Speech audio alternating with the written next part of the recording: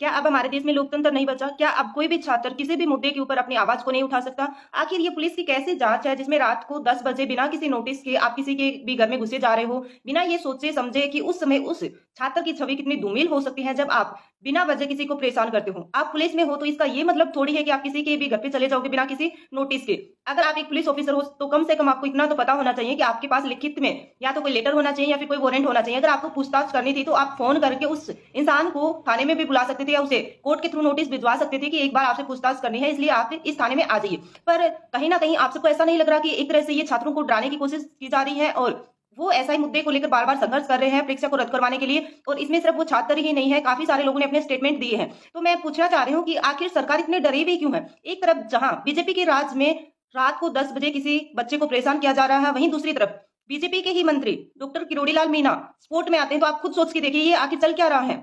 SOG अपनी report दे चुकी है, काफी सारे खुलासे हो चुके हैं, उसके बावजूद भी आखिर बचाया किसको जा रहा है? मंशा क्या है? समझ नहीं आ रहा है आखिर क्यों? अगर इस भर्ती में गड़बड़ नहीं हुई थी तो क्यों? उन्होंने स्वयं ट्वीट करके यही बात बोली थी कि इस पेपर में भारी मात्रा में या बड़ी मात्रा में बोल सकते हैं गड़बड़ी हुई है। तो मैं पूछना चाह रही हूँ अब वो गड़बड़ी कहाँ गई? अब तो उनकी सरकार है ना, फिर अब कार्रवाई के नाम पर लीपापोती क्यों की जा रही है बार बार? समझ से परे है सब कुछ। एक तरफ जब उपचुनाव थे तब उन्हीं का खुद का स्टेटमेंट था कि इस भर्ती में बड़े बड़े मगरमच्छ पकड़े जाएंगे। पर मैं पूछना चाह रही हूँ आखिर कौन से बड़े मगरमच्छ की ताक में है आप, या आप कौन से बड़े मगरमच्छ को बचाने की कोशिश कर रहे हैं, या फिर इसके अंदर आपके ही कुछ लोग इन्वॉल्व है?